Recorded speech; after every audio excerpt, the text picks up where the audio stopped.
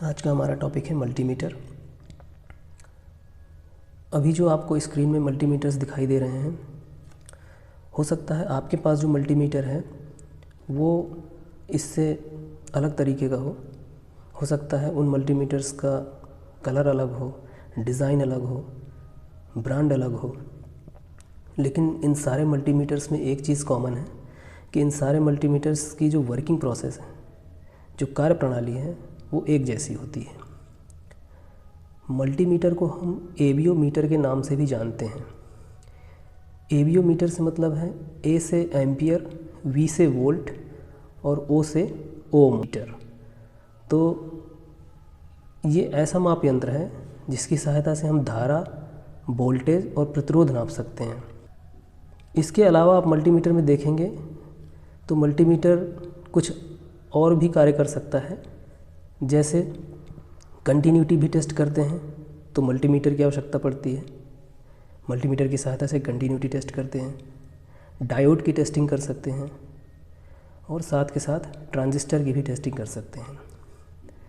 तो अब आपने ये जाना कि एक मीटर से बहुत सारी क्वांटिटीज़ का मेज़रमेंट कर सकते हैं। मल्टीपल क्वांटिटीज़ का मेज़रमेंट एक मीटर से कर सकते हैं, इसलिए हम इसको मल्टीमीटर कहते हैं।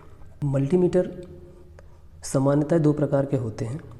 एक मल्टीमीटर जो आप ये देख रहे हैं, ये डिजिटल मल्टीमीटर है और इसके पास में जो रखा हुआ है इसको हम एनालॉग मल्टीमीटर कहते हैं। डिजिटल मल्टीमीटर और एनालॉग मल्टीमीटर दोनों की कार्यप्रणाली में कोई अंतर नहीं होता है।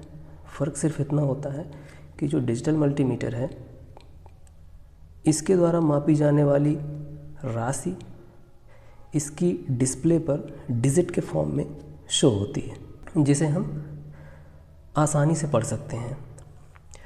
जबकि एनालॉग मल्टीमीटर के द्वारा मापी जाने वाली राशि इसके इस स्केल में एक इंडिकेटिंग निडल होती है, सूचक सुई, उसके चलने के कारण वो मान प्रदर्शित होता है और उसे हमें पढ़ना पड़ता है। तो थोड़ा सा फ़र्क ये भी है कि जो डिजिटल मल्टीमीटर होता है उसमें पाठ्यांक बहुत आसानी से पढ़ा जा सकता है। मतलब डिजिटल मल्टीमीटर से जो पाठ्यांक लिया गया है वो बहुत एक्यूरेट होता है, क्योंकि उसमें दशमलव के मान पे भी पाठ्यांक शो होते हैं। लेकिन वहीं अगर हम एनालॉग मल्टीमीटर की बात करें तो उसमें हमें पढ़ने में भी कठिनाई होती है। एक अनस्किल्ड ट्रेनी हो या कोई इलेक्ट्रीशियन हो, अनस्किल्ड है तो उसके मान पढ़ने में असुविधा होती है। तो अब हम इस मल्टीमीटर के बारे में देखते हैं कि इसके ऊपर जितनी भी जानकारी अंकित है इसको हम समझेंगे कि किस चीज़ का क्या मतलब होता है और इसका प्रयोग कैसे करते हैं। देखिए, इस मल्टीमीटर में नीचे 1, 2, 3 ये स्लॉट दिख रहे होंगे। सामान्यतः सभी मल्टीमीटर्स में कम से कम 3 स्लॉट होते हैं और कुछ मल्टीमीटर में 3 की जगह 4 स्लॉट भी देखने को मिलेंगे आपको। तो ये जो स्लॉट होते हैं ना, तो इनके नीचे ये लिखा होता है कि इस स्लॉट में हमें किस प्रोब को लगाना है। जैसे देखिए, ये जो स्लॉट है इसके नीचे लिखा है COM। इसका मतलब ये हुआ ये कॉमन स्लॉट है। यहाँ पर हमेशा मल्टीमीटर की जो ब्लैक कलर की प्रोब होती है, काले रंग की लीड होती है, उसको लगाते हैं। जबकि इसके दोनों तरफ जो ये दूसरे स्लॉट दिख रहे हैं, इसको हम आवश्यकता अनुसार इसमें ये लाल रंग का प्रोब लगाते हैं। जैसे इस प्रोब के नीचे V, ओम, मिली एम्पियर, V लिखा है, प्रतिरोध का प्रतीक बना हुआ है ओम, और मिली एम्पियर लिखा हुआ है। इसका मतलब ये हुआ कि इस स्लॉट का प्रयोग हम तब करेंगे जब हमें वोल्टेज मापना है, प्रतिरोध मापना है या मिली एम्पियर में धारा मापनी है। तो हम इस रेड प्रोब को इसमें लगाते हैं। और यहाँ देखिए, इस स्लॉट के नीचे 10, ADC लिखा हुआ है। इसका मतलब ये हुआ कि 10 एम्पियर की DC धारा मापने के लिए हमें यह लाल प्रोब इस स्लॉट पे लगानी होगी। साथ में देखिए इस स्लॉट के नीचे ये भी मेंशन है कि इस स्लॉट का प्रयोग धारा मापने के लिए करेंगे, लेकिन मैक्सिमम करंट कितनी माप सकते हैं? 200 मिली एम्पियर। 200 मिली एम्पियर तक का करंट मापना है तो हमें लाल प्रोब को इस स्लॉट में लगाना है। अगर किसी परिपथ में प्रवाहित होने वाली विद्युत धारा 200 मिली एम्पियर से अधिक है तब हम इस रेड प्रोब को यहाँ नहीं लगाएंगे। अगर हमें 200 मिली एम्पियर से अधिक करंट मापना है तो हमें इस लाल वाली प्रोब को यहाँ से निकाल करके इस स्लॉट में लगाना पड़ेगा जहाँ लिखा है 10 एम्पियर DC। देखिए यहाँ पर भी लिखा हुआ है 10A मैक्स। 10 एम्पियर की अधिकतम धारा मापने के लिए यहाँ पर इस स्लॉट का प्रयोग करें। तो ये तो बात हो गई प्रोब को लगाने का और प्रोब को किस स्लॉट में लगाना है और क्यों लगाना है, ये था। अब आगे देखिए इस मल्टीमीटर में बीच में ये एक रोटरी स्विच लगा हुआ है। इस स्विच का फंक्शन ये है कि ये स्विच क्लॉकवाइज डायरेक्शन और एंटी क्लॉकवाइज डायरेक्शन दोनों डायरेक्शन में घूम सकता है। इसमें देखिए यहाँ पर सबसे ऊपर ऑफ लिखा हुआ है और सेलेक्टर स्विच का जो नॉब है वो ऑफ कंडीशन में है और इस सेलेक्टर स्विच के चारों तरफ कुछ लिखा हुआ दिख रहा है आपको। तो जब हमें AC वोल्टेज मापना है तो हम इस सेलेक्टर स्विच को इस AC वोल्टेज के सामने लगे हुए पैमाने पे सेट करते हैं। हमेशा मल्टीमीटर का प्रयोग करने से पहले आपको यह थंब रूल बना लेना चाहिए कि हम सबसे पहले मल्टीमीटर की जो सेलेक्टर स्विच है इस नॉब को इस स्केल में सेट करेंगे जिसके लिए हमें मेज़रमेंट करना है। मान लीजिए हमें AC वोल्टेज का मापन करना है तो हम सबसे पहले जो काम करेंगे वो सेलेक्टर स्विच को AC वोल्टेज के सामने सेलेक्ट कर लेंगे। अब देखिए यहाँ पर V लिखा हुआ है। V का मतलब होता है वोल्टेज और यहाँ पर साइनसॉइडल वेव फॉर्म बनी हुई है इस तरीके से। तो इसका मतलब ये होता है कि AC वोल्टेज मापने के लिए आप अपने सेलेक्टर स्विच को इसके सामने जो वाइट कलर से जो स्केल पट्टी बनी हुई है इसके सामने सेलेक्ट करें। और इसी में ये भी लिखा हुआ है, ये देखिए 200 और इधर लिखा हुआ 600। इसका मतलब ये हुआ कि जब हमारी सेलेक्टर स्विच इस 200 पे लगी हुई है तो हमारा मल्टीमीटर 0 वोल्ट से 200 वोल्ट तक की AC वोल्टेज माप सकता है। अगर हमें 200 वोल्ट से अधिक वोल्ट का वोल्टेज मापना है तो हम अपने सेलेक्टर स्विच को आगे की ओर ऐसे रोटेट करेंगे और इसको लगा देंगे 600 वोल्ट पर। इसका मतलब ये हुआ कि अब हमारा मल्टीमीटर 0 वोल्ट की AC से लेकर के 600 वोल्ट AC तक माप सकता है। साथ में हमें ये भी ध्यान देना है कि घर पे जो AC वोल्टेज आता है वो 230 वोल्ट 240 वोल्ट AC होता है। इसलिए हमें हमेशा अपने मल्टीमीटर के सेलेक्टर स्विच की सेटिंग मैक्सिमम वैल्यू पर रखनी है 600 वोल्ट पर। यदि आपने इस सेलेक्टर स्विच को 200 वोल्ट पे सेट करके वोल्टेज मेज़र कर दिया तो आपका मल्टीमीटर ख़राब हो सकता है, आपको विद्युत झटका भी लग सकता है।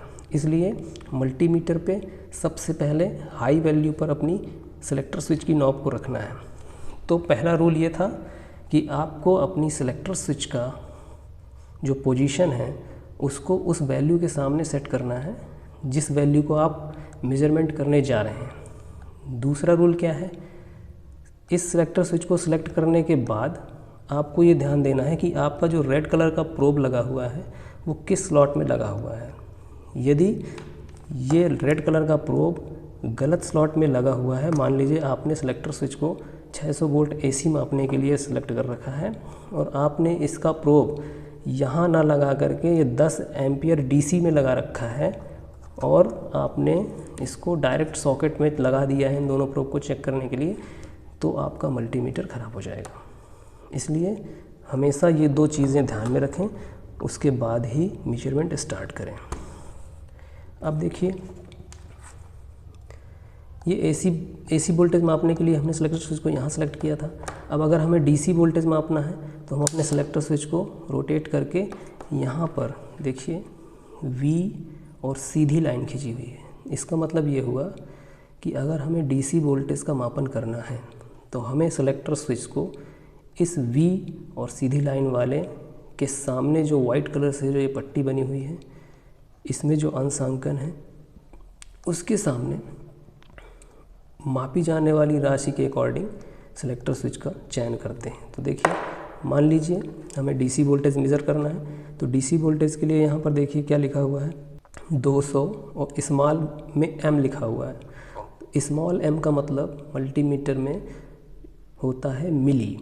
200 मिली वोल्ट की डीसी वोल्टेज अगर हमें 0 से लेकर के 200 मिली वोल्ट तक का वोल्टेज मापना है डीसी वोल्टेज, तो अपने सेलेक्टर स्विच को हमें यहाँ पर सेलेक्ट करना पड़ेगा।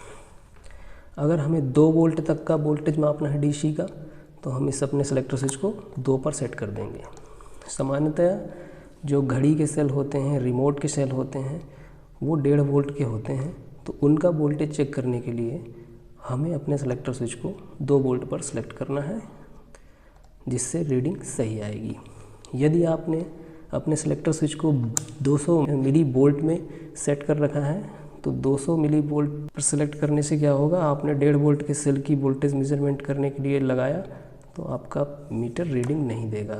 तो आपको समझ जाना चाहिए कि आपने रेंज गलत सेलेक्ट कर रखी है। देखिए अब आगे 20 वोल्ट डीसी, अगर आपको 12 वोल्ट की कोई डीसी सप्लाई का वोल्टेज मेज़र करना है तो आपको सेलेक्टर स्विच को 20 वोल्ट पर ही सिलेक्ट करना होगा। तो हमेशा हम ज़्यादा से ज़्यादा मैक्सिमम वैल्यू पर ही सिलेक्ट करते हैं, तो हम 200 वोल्ट पर और 600 वोल्ट तक। आप 600 वोल्ट पर भी सिलेक्ट करके 1.5 वोल्ट का वोल्टेज मेज़र करेंगे तो मापन दिखाएगा। 200 वोल्ट पर डीसी पर सिलेक्ट करके भी 1.5 वोल्ट की नापेंगे तो भी बताएगा। लेकिन अगर आपने यही चीज़ 200 मिली वोल्ट पर सेलेक्ट कर दिया है तो मेज़रमेंट नहीं आएगा। ये था डीसी वोल्टेज मेज़रमेंट। अब देखिए यहाँ पर नीचे यहाँ पर एक सिंबल बना हुआ है ओम का। ओम प्रतिरोध का मात्रक होता है और ये जो प्रतीक बना हुआ है ये ओम कहलाता है। इसका मतलब ये हुआ कि इसके सामने का जो स्केल है ये बना हुआ है, ये प्रतिरोध मापने के लिए है। ग्रीन कलर की जो पट्टी दिख रही है, तो हम अपने सेलेक्टर स्विच को प्रतिरोध मेजरमेंट करने के लिए इसको हम इसके सामने ले आएंगे और ये मल्टीमीटर 0 से 2 मेगा ओम तक के प्रतिरोध को मापने के लिए बनाया गया है। देखिए 2 और कैपिटल M का मतलब होता है मेगा, मतलब 2 गुणे 10 की पावर 6 ओम। इसी प्रकार 200 के लिखा है, तो के का मतलब होता है कि हमें इस के आगे जो राशि वो लिखी हुई है संख्या, उसमें 1000 का गुणा करना है। तो जैसे 200 के लिखा है तो 200 गुणे 1000 कर देंगे तो ये हो जाएगा 2 लाख ओम। 2 गुणे 10 की पावर 5 ओम। इसी प्रकार देखिए 20 के लिखा है तो 20 गुणे 1000 तो ये हो जाएगा 20,000 ओम। इसी प्रकार 2K लिखा हुआ है तो 2 गुणे 1000 मतलब 2000 ओम, और ये देखिए 200 ओम। तो यदि हमें 200 ओम तक के प्रतिरोध को मेज़र करना है तो हम अपने सेलेक्टर स्विच को 200 पर सेलेक्ट कर देंगे। अगर हमें 200 ओम से अधिक प्रतिरोध मापना है तो हम अपने सेलेक्टर स्विच को 2K पर लगा देंगे, मतलब 2000 ओम तक। अब देखिए 2000 ओम के सामने 2K के सामने एक ये सिंबल बना हुआ है, यह डायोड का प्रतीक होता है। डायोड एक ऐसा इलेक्ट्रॉनिक डिवाइस है जो AC को DC में बदलता है। तो डायोड की टेस्टिंग यदि हमें करनी है तो भी इस सेलेक्टर स्विच को हमें यहाँ पर लगाना है।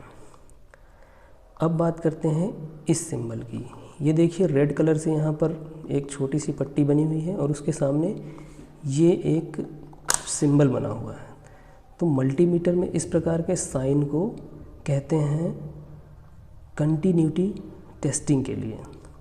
जब कभी हमें कंटिन्यूटी टेस्ट करनी होती है तो हम अपने मल्टीमीटर के सिलेक्टर स्विच को यहाँ पर सिलेक्ट कर देते हैं, जिससे आपके मल्टीमीटर कंटिन्यूटी सेटिंग पर आ जाता है। और कंटिन्यूटी चेक करने के लिए हम आपस में इन दोनों प्रोब को टच कराएंगे तो बीप की आवाज़ आती है। तो इसका मतलब ये हो गया कि ये कंटिन्यूटी सेटिंग पर लग गया है।